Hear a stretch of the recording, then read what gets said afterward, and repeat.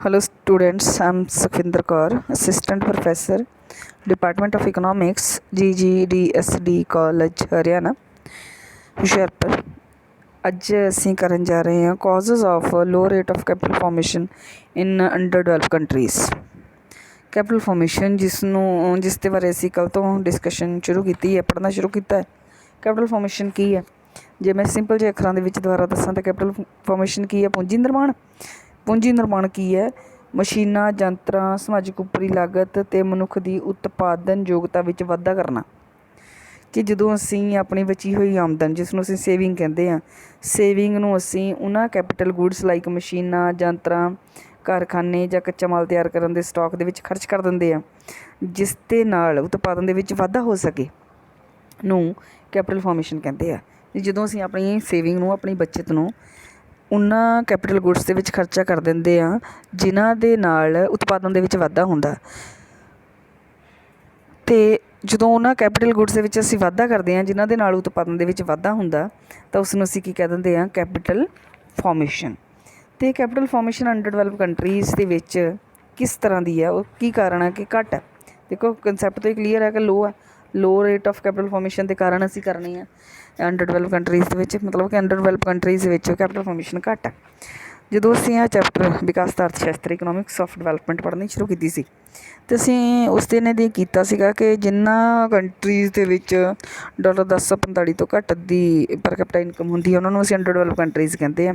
ਜਾਂ ਕੁਝ ਇੱਕ ਅਸੀਂ ਫੀਚਰਸ ਕੀਤੇ ਸੀ ਕਿ ਜਿੱਥੇ ਪਾਪੂਲੇਸ਼ਨ ਜ਼ਿਆਦਾ ਹੋਏ, ਐਗਰੀਕਲਚਰ ਦਾ ਡਿਪੈਂਡੈਂਸ ਜ਼ਿਆਦਾ ਹੋਏ, ਆਰਥੋਡਾਕਸ ਰੂੜੀਵਾਦੀ ਲੋਕ ਹੋਣ, ਪਰ ਕੈਪੀਟਾ ਇਨਕਮ ਘੱਟ ਹੋਵੇ, ਨੈਸ਼ਨਲ ਇਨਕਮ ਘੱਟ ਹੋਵੇ, ਅਤੇ ਡਿਊਲਿਜ਼ਮ ਪਾਇਆ ਜਾਂਦਾ ਹੋਵੇ ਇਕੋਨਮੀ ਦੇ ਵਿੱਚ, ਉਹਨਾਂ ਸਾਰੀਆਂ ਵਿਸ਼ੇਸ਼ਤਾਵਾਂ ਜਿੱਥੇ ਪਾਈਆਂ ਜਾਂਦੀਆਂ ਹੁਣ ਉਸ ਨੂੰ ਅਸੀਂ ਅੰਡਰ ਡਿਵੈਲਪ ਕੰਟਰੀ ਕਹਿੰਦੇ ਹਾਂ। ਅਤੇ ਅੰਡਰ ਡਿਵੈਲਪ ਕੰਟਰੀ ਬੇਸਿਕਲੀ ਅਸੀਂ ਕਹਾਂਗੇ ਕਿ ਜਿੱਥੇ ਰਿਸੋਰਸਿਸ ਘੱਟ ਆ, ਜਿੱਥੇ ਸਟੈਂਡਰਡ ਆਫ ਲਿਵਿੰਗ ਲੋ ਹੈ, ਜਿੱਥੇ ਪਾਵਰਟੀ ਹੈ, ਜਿੱਥੇ ਅਨਐਮਪਲੋਇਮੈਂਟ ਹੈ, ਜਿੱਥੇ ਇਲਿਟਰੇਸੀ ਹੈ, ਇਹ ਸਾਰੀਆਂ ਫੀਚਰਸ ਜਿੱਥੇ ਪਾਏ ਜਾਂਦੇ ਆ, ਉਹ ਜਿਹੜੀ ਗਰੀਬ ਕੰਟਰੀ ਹੈ ਬੇਸਿਕਲੀ, ਉਹ ਅੰਡਰ ਡਿਵੈਲਪ ਕੰਟਰੀ ਹੈ।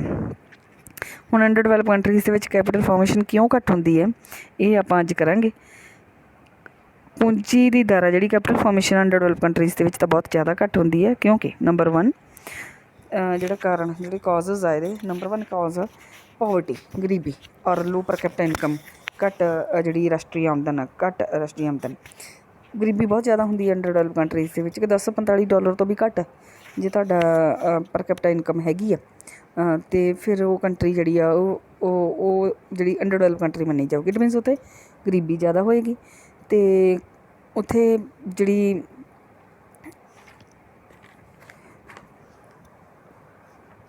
ਜ਼ਿਆਦਾ ਇਨਕਮ ਆ ਸਾਡੀ, ਉਹ ਖਰਚ ਦੇ ਉੱਤੇ, ਮਤਲਬ ਭੋਗ ਲਈ ਖਰਚ ਹੋ ਜਾਏਗੀ, ਕੰਜੰਪਸ਼ਨ ਪਰਪਜ਼ ਲਈ ਖਰਚ ਹੋ ਜਾਏਗੀ, ਅਤੇ ਬਹੁਤ ਘੱਟ ਇਨਕਮ ਬਚੂਗੀ ਜਿਹੜੀ ਅਸੀਂ ਸੇਵ ਕਰਾਂਗੇ। ਅਤੇ ਜਦੋਂ ਇਨਕਮ ਘੱਟ ਆ, ਸੇਵਿੰਗ ਘੱਟ ਹੋਏਗੀ, ਤਾਂ ਬਿਨਾਂ ਸ਼ੱਕ ਸੇਵਿੰਗ ਨੂੰ ਹੀ ਅਕਮੂਲੇਟ ਕਰਦੇ ਹਾਂ ਅਸੀਂ ਕੈਪੀਟਲ ਗੁੱਡਸ ਦੇ ਵਿੱਚ। ਜਦੋਂ ਸੇਵਿੰਗ ਦੇ ਨਾਲ ਅਸੀਂ ਕੈਪੀਟਲ ਗੁੱਡਸ ਦੀ ਅਕਮੂਲੇਸ਼ਨ ਕਰਦੇ ਹਾਂ, ਜਦੋਂ ਅਸੀਂ ਸੇਵਿੰਗ ਦੇ ਨਾਲ ਕੈਪੀਟਲ ਗੁੱਡਸ ਨੂੰ ਜ਼ਿਆਦਾ ਖਰੀਦਦੇ ਹਾਂ, ਜ਼ਿਆਦਾ ਮਾਤਰਾ 'ਚ ਖਰੀਦਦੇ ਹਾਂ, ਕੈਪੀਟਲ ਗੁੱਡਸ ਦੇ ਵਿੱਚ ਵਾਧਾ ਕਰਦੇ ਹਾਂ, ਉਹੀ ਕੈਪੀਟਲ ਫਾਰਮੇਸ਼ਨ ਆ। ਪਰ ਸਾਡੇ ਕੋਲ ਇੱਥੇ ਸੇਵਿੰਗ ਹੀ ਨਹੀਂ ਹੁੰਦੀ ਪਈ, ਜਿਹਦੇ ਨਾਲ ਤੁਹਾਡੀ ਜਿਹੜੀ ਕੈਪੀਟਲ ਫਾਰਮੇਸ਼ਨ ਆ ਉਹ ਘੱਟ ਰਹਿ ਜਾਂਦੀ ਹੈ। ਨੈਕਸਟ ਹੈਗਾ ਜੀ ਮੋਰ ਪਾਪੂਲੇਸ਼ਨ ਜ਼ਿਆਦਾ ਹੋਣ ਦੇ ਕਰਕੇ ਜਿਹੜੀ ਪ੍ਰਤੀ ਵਿਅਕਤੀ ਆਮਦਨ ਘੱਟ ਰਹਿ ਜਾਂਦੀ, ਕਿਉਂਕਿ ਪ੍ਰਤੀ ਵਿਅਕਤੀ ਆਮਦਨ ਕੀ ਹੁੰਦੀ ਹੈ? ਟੋਟਲ ਆਮਦਨ ਤੁਹਾਡੀ ਡਿਵਾਈਡਡ ਬਾਏ ਤੁਹਾਡੀ ਪਾਪੂਲੇਸ਼ਨ। ਅਤੇ ਜਦੋਂ ਤੁਹਾਡੀ ਪਰ ਕੈਪੀਟਾ ਇਨਕਮ ਹੈ ਜਿਹੜੀ ਉਹ ਘੱਟ ਹੋਏ, ਜਦੋਂ ਤੁਹਾਡੀ ਪਾਪੂਲੇਸ਼ਨ ਜ਼ਿਆਦਾ ਹੋਏਗੀ, ਉੱਪਰ ਤੁਹਾਡੀ ਨਿਊਮੀਰੇਟਰ ਦੇ ਵਿੱਚ ਉੱਪਰ, ਜਿਹਨੂੰ ਤੁਸੀਂ ਕਹਿੰਦੇ ਹੋ, ਜੇ ਤੁਹਾਡੀ ਨੈਸ਼ਨਲ ਇਨਕਮ ਜ਼ਿਆਦਾ ਵੀ ਹੋਵੇ, ਪਰ ਜੇ ਤੁਹਾਡੀ ਪਾਪੂਲੇਸ਼ਨ ਜ਼ਿਆਦਾ ਹੋ ਜਾਏਗੀ ਤਾਂ ਤੁਹਾਡੀ ਜਿਹੜੀ ਪਰ ਕੈਪੀਟਾ ਇਨਕਮ ਆ ਉਹ ਘੱਟ ਆਏਗੀ। ਅਤੇ ਜਦੋਂ ਪਰ ਕੈਪੀਟਾ ਇਨਕਮ, ਫਿਰ ਉਹੀ ਫਸਟ ਵਾਲਾ ਪੁਆਇੰਟ, ਪਰ ਕੈਪੀਟਾ ਇਨਕਮ ਹੀ ਤੁਹਾਡੀ ਘੱਟ ਹੋਏਗੀ, ਆਮਦਨ ਘੱਟ ਹੋਏਗੀ ਤਾਂ ਸੇਵਿੰਗ ਘੱਟ ਹੋਏਗੀ ਤਾਂ ਕੈਪੀਟਲ ਫਾਰਮੇਸ਼ਨ ਤਾਂ ਘੱਟ ਹੀ ਹੋਏਗੀ। ਅਤੇ ਨੈਕਸਟ ਹੈਗਾ ਜੀ ਇਨਫਲੇਸ਼ਨ ਔਰ ਇਨਕਰੀਜ਼ ਇਨ ਪ੍ਰਾਈਜ਼ਸ। ਜਦੋਂ ਕੀਮਤਾਂ ਦੇ ਵਿੱਚ ਵਾਧਾ ਹੋ ਜਾਏ ਅਤੇ ਫਿਰ ਤੁਹਾਡਾ ਜਿਹੜਾ ਆਮਦਨ ਦਾ ਬਹੁਤਾ ਹਿੱਸਾ ਆ ਉਹ ਉਨੀਆਂ ਚੀਜ਼ਾਂ ਖਰੀਦਣ ਦੇ ਵਿੱਚ ਹੀ ਖਰਚ ਹੋ ਜਾਂਦਾ ਜਿੰਨੀਆਂ ਤੁਸੀਂ ਪਹਿਲਾਂ ਖਰੀਦਦੇ ਸੀ। ਮੀਨਸ ਪਹਿਲਾਂ ਜਦੋਂ ਪ੍ਰਾਈਸਿਸ ਘੱਟ ਸੀ, ਤੁਸੀਂ ਥੋੜ੍ਹੇ ਦੇ ਨਾਲ ਉਨੀਆਂ ਚੀਜ਼ਾਂ ਖਰੀਦ ਲੈਂਦੇ ਸੀ, ਪਰ ਜਦੋਂ ਹੁਣ ਤੁਹਾਡੀ ਪ੍ਰਾਈਸਿਸ ਦੇ ਵਿੱਚ ਵਾਧਾ ਹੋ ਗਿਆ ਅਤੇ ਤੁਹਾਨੂੰ ਉਨੀਆਂ ਚੀਜ਼ਾਂ ਖਰੀਦਣ ਲਈ ਜ਼ਿਆਦਾ ਪੈਸੇ ਖਰਚ ਕਰਨੇ ਪੈਣਗੇ। ਇਹਦੇ ਨਾਲ ਫਿਰ ਕੀ ਹੋਏਗਾ ਕਿ ਤੁਹਾਡੀ ਜਿਹੜੀ ਸੇਵਿੰਗ ਆ ਉਹ ਘੱਟ ਜਾਏਗੀ। ਜਦੋਂ ਸੇਵਿੰਗ ਘਟੇਗੀ ਤਾਂ ਕੈਪੀਟਲ ਫਾਰਮੇਸ਼ਨ ਜਿਹੜੀ ਆ ਉਹ ਘੱਟ ਜਾਏਗੀ। ਇਨਫਲੇਸ਼ਨ ਦੇ ਕਰਕੇ ਵੀ ਕੈਪੀਟਲ ਫਾਰਮੇਸ਼ਨ ਹੈ ਜਿਹੜੀ ਉਹ ਘੱਟਦੀ ਹੈ। ਨੈਕਸਟ ਹੈਗਾ ਜੀ demonstration of fact. Under develop countries ਜਿਹੜੇ ਹੁੰਦੇ ਆ, ਇਹਨਾਂ ਦੇ ਵਿੱਚ ਡੈਮੋਸਟ੍ਰੇਸ਼ਨ ਪ੍ਰਭਾਵ ਜਿਹੜਾ ਪ੍ਰਦਰਸ਼ਨ ਪ੍ਰਭਾਵ ਆ ਇਹ ਬਹੁਤ ਜ਼ਿਆਦਾ ਹੁੰਦਾ। ਅਖਬਾਰਾਂ ਦਾ, ਨਿਊਜ਼ਪੇਪਰਸ ਦਾ, ਤੁਹਾਡੇ ਟੈਲੀਵਿਜ਼ਨਸ ਦਾ, ਫਿਲਮਾਂ ਦਾ, ਮੀਡੀਆ ਦਾ। ਅਤੇ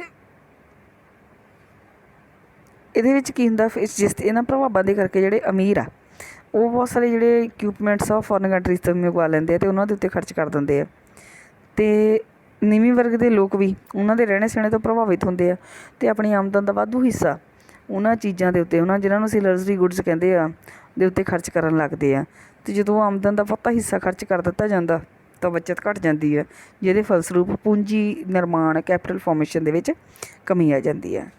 ਨੈਕਸਟ ਹੈ ਜੀ ਨਿਵੇਸ਼ ਲਈ ਘੱਟ ਸਹੂਲਤਾਂ। ਫਿਰ ਜ਼ਰੂਰੀ ਨਹੀਂ ਹੈ ਕਿ ਨਿਵੇਸ਼ ਆਪਾਂ ਸੇਵਿੰਗ ਦੇ ਵਿੱਚ ਹੀ ਕਰਨਾ ਹੁੰਦਾ, ਸੇਵਿੰਗ ਤਾਂ ਘੱਟ ਹੁੰਦੀ, ਆਪਾਂ ਸਾਰੇ ਪੁਆਇੰਟਸ ਦੇ ਵਿੱਚ ਡਿਸਕਸ਼ਨ ਕੀਤੀ। ਕਈ ਵਾਰ ਸੇਵਿੰਗ ਜਿਹੜਾ ਇਨਵੈਸਟਮੈਂਟ ਹੈ, ਨਿਵੇਸ਼ ਹੈ, ਉਹ ਅਸੀਂ ਫਾਈਨੈਂਸ਼ੀਅਲ ਇੰਸਟੀਟਿਊਸ਼ਨਸ ਤੋਂ ਹੈਲਪ ਲੈ ਕੇ ਵੀ ਕਰਦੇ ਹਾਂ, ਪਰ ਫਾਈਨੈਂਸ਼ੀਅਲ ਇੰਸਟੀਟਿਊਸ਼ਨਸ ਵੀ ਅੰਡਰ ਡਿਵੈਲਪ ਕੰਟਰੀਜ਼ 'ਤੇ ਬਹੁਤ ਜ਼ਿਆਦਾ ਡਿਵੈਲਪ ਨਹੀਂ ਹੁੰਦੇ। ਨੈਕਸਟ ਹੈਗਾ ਜੀ ਇਨਕਰੀਜ਼ ਇਨ ਟੈਕਸਸ। ਫਿਰ ਇਹ ਵੀ ਹੁੰਦਾ ਕਿ ਟੈਕਸਸ ਦੇ ਵਿੱਚ ਕਈ ਵਾਰ ਬਹੁਤ ਜ਼ਿਆਦਾ ਵਾਧਾ ਹੋ ਜਾਂਦਾ। ਟੈਕਸ ਡਾਇਰੈਕਟ ਵੀ ਹੁੰਦੇ ਆ ਅਤੇ ਇਨਡਾਇਰੈਕਟ ਵੀ। ਇਨਕਮ ਟੈਕਸ ਵਗੈਰਾ, ਪ੍ਰੋਪਰਟੀ ਟੈਕਸ ਵਗੈਰਾ ਡਾਇਰੈਕਟ ਟੈਕਸ ਵੀ ਆ, ਸੇਲਸ ਟੈਕਸ ਵਰਗੇ ਇਨਡਾਇਰੈਕਟ ਟੈਕਸ ਵੀ ਆ। ਪਰ ਕਈ ਵਾਰ ਟੈਕਸ ਜਿਹੜੇ ਆ ਉਹ ਵੱਧ ਜਾਂਦੇ ਆ। ਟੈਕਸ ਵਧਣ ਦੇ ਨਾਲ ਫਿਰ ਜੇ ਆਪਾਂ ਸੇਲਸ ਟੈਕਸ ਦੀ ਹੋਈ ਗੱਲ ਕਰੀਏ, ਜੇ ਸੇਲਸ ਟੈਕਸ ਵਧੂਗਾ ਤਾਂ ਪ੍ਰੋਡਕਟ ਦਾ ਪ੍ਰਾਈਸ ਵਧੇਗਾ, ਅਤੇ ਜਦੋਂ ਪ੍ਰਾਈਸ ਵਧੇਗਾ ਤਾਂ ਪਹਿਲਾਂ ਜਿੰਨੇ ਪ੍ਰੋਡਕਟ ਖਰੀਦਣ ਦੇ ਲਈ, ਪਹਿਲੀ ਜਿੰਨੀ ਮਾਤਰਾ ਖਰੀਦਣ ਦੇ ਲਈ ਸਾਨੂੰ ਜ਼ਿਆਦਾ ਖਰਚ ਕਰਨਾ ਪਏਗਾ, ਜਿਹਦੇ ਨਾਲ ਸਾਡੀ ਸੇਵਿੰਗ ਘੱਟ ਜਾਏਗੀ। ਸੇਮ ਜੇ ਇਨਕਮ ਟੈਕਸ ਵੀ ਵਧੇਗਾ ਤਾਂ ਸਾਡੀ ਜੇ ਜ਼ਿਆਦਾ ਇਨਕਮ ਹੈ ਜਿਹੜੀ ਇਨਕਮ ਟੈਕਸ ਪੇ ਕਰਨ 'ਚ ਚਲੇ ਜਾਏਗੀ, ਫਿਰ ਸਾਡੀ ਸੇਵਿੰਗ ਘਟੇਗੀ, ਜਿਹਦੇ ਕਰਕੇ ਪੂੰਜੀ ਨਿਰਮਾਣ ਦੇ ਵਿੱਚ ਕਮੀ ਆ ਜਾਏਗੀ। ਨੈਕਸਟ ਹੈਗਾ limited extent of market. Market the size ਬਹੁਤ ਘੱਟ ਹੁੰਦਾ। ਜਦੋਂ ਮਾਰਕੀਟ ਦਾ ਸਾਈਜ਼ ਘੱਟ ਆ, ਇਟ ਮੀਨਸ ਡਿਮਾਂਡ ਘੱਟ ਆ।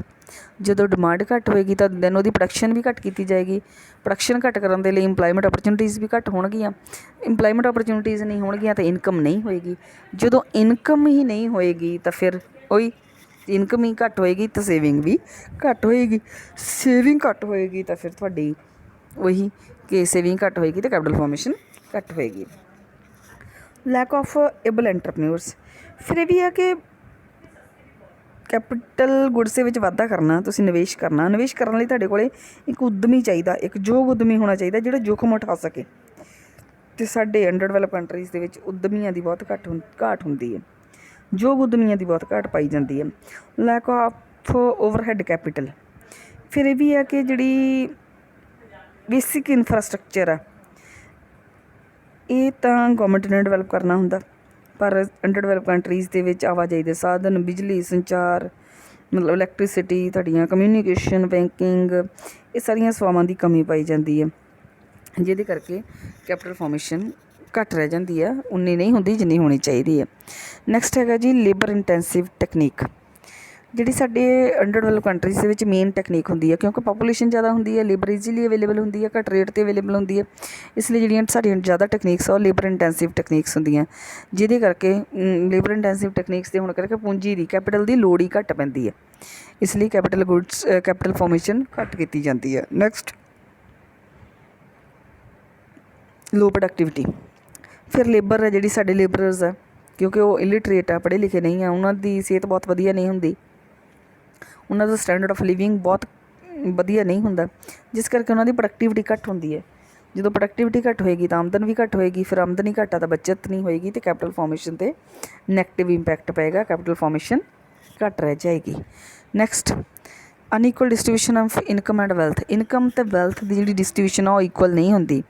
ਆਮਦਨ ਦਾ ਬਹੁਤਾ ਹਿੱਸਾ ਥੋੜ੍ਹੇ ਲੋਕਾਂ ਕੋਲ ਅਤੇ ਆਮਦਨ ਦਾ ਥੋੜ੍ਹਾ ਹਿੱਸਾ ਬਹੁਤ ਲੋਕਾਂ ਦੇ ਕੋਲ ਹੋਏਗਾ। ਇਸ ਕਰਕੇ ਉਹ ਕੀ ਹੁੰਦਾ ਕਿ ਆਮ ਲੋਕ ਜਿਹੜੇ ਆ ਉਹਨਾਂ ਦੀ ਤਾਂ ਇਨਕਮ ਹੀ ਬਹੁਤ ਘੱਟ ਰਹਿ ਜਾਂਦੀ ਹੈ। ਇਨਕਮ ਘੱਟ ਰਹਿਣ ਦੇ ਕਰਕੇ ਉਹਨਾਂ ਦੀ ਸੇਵਿੰਗ ਨਹੀਂ ਹੋਏਗੀ ਅਤੇ ਕੈਪੀਟਲ ਫਾਰਮੇਸ਼ਨ ਨਹੀਂ ਹੋਏਗੀ, ਅਤੇ ਉਹ ਥੋੜ੍ਹੇ ਜਿਹੇ ਧਨੀ ਵਰਗੀ ਰਹਿ ਜਾਂਦਾ ਜਿਨ੍ਹਾਂ ਦੇ ਕੋਲ ਜਿਹੜੀ ਸੇਵਿੰਗ ਕਰਨ ਦੀ ਪਾਵਰ ਜਿਹੜੀ ਹੁੰਦੀ ਹੈ। ਇਸ ਕਰਕੇ ਵੀ ਅੰਡਰ ਡਿਵੈਲਪ ਕੰਟਰੀਜ਼ ਦੇ ਵਿੱਚ ਜਿਹੜੀ ਇਨਕਮ ਆ, ਜਿਹੜੀ ਕੈਪੀਟਲ ਫਾਰਮੇਸ਼ਨ ਆ ਉਹ ਘੱਟ ਹੁੰਦੀ ਹੈ। ਨੈਕਸਟ ਹੈਗਾ ਜੀ ਇਕਨੋਮਿਕ ਐਂਡ ਟੈਕਨੋਲੋਜੀਕਲ ਬੈਕਵਰਡਨੈਸ। ਫਿਰ ਇਹ ਵੀ ਆ ਕਿ ਇਕਨੋਮਿਕ ਐਂਡ ਟੈਕਨੋਲੋਜੀਕਲ ਸਾਰੀ ਤਰ੍ਹਾਂ ਦੀ ਬੈਕਵਰਡਨੈਸ ਹੁੰਦੀ ਆ। ਟੈਕਨੀਕਸ ਆਫ ਪ੍ਰੋਡਕਸ਼ਨ ਪੁਰਾਣੀਆਂ ਹੁੰਦੀਆਂ, ਕਿਰਤ ਦੀ ਗਤੀਸ਼ੀਲਤਾ ਨਹੀਂ ਹੁੰਦੀ, ਆਰਥਿਕ ਅਗਿਆਨਤਾ ਹੁੰਦੀ ਆ, ਸਪੈਸ਼ਲਾਈਜੇਸ਼ਨ ਦੀ ਕਮੀ ਪਾਈ ਜਾਂਦੀ ਆ, ਲੋਕ ਪਿਛਾਂਹ ਖਿੱਚੂ ਹੁੰਦੇ ਆ, ਰੂੜੀਵਾਦੀ ਹੁੰਦੇ ਆ, ਲੋ ਸਟੈਂਡਰਡ ਆਫ ਲਿਵਿੰਗ ਹੁੰਦਾ। ਇਹਨਾਂ ਸਾਰਿਆਂ ਕਾਰਨਾਂ ਦੇ ਕਰਕੇ ਵੀ ਕੈਪੀਟਲ ਫਾਰਮੇਸ਼ਨ ਜਿਹੜੀ ਆ ਉਹ ਘੱਟ ਰਹਿ ਜਾਂਦੀ ਹੈ।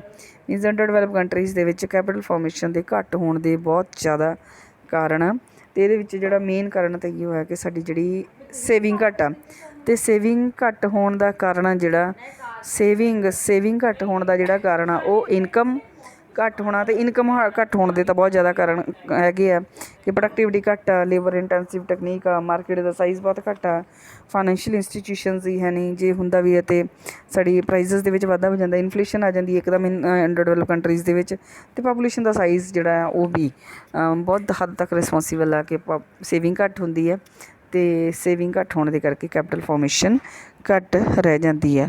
ਅੰਡਰ ਡਿਵੈਲਪ ਕੰਟਰੀਜ਼ ਦੇ ਵਿੱਚ ਕੈਪੀਟਲ ਫਾਰਮੇਸ਼ਨ ਦੇ ਘੱਟ ਹੋਣ ਦੇ ਇਹ ਕਾਰਨ ਆ। Thank you.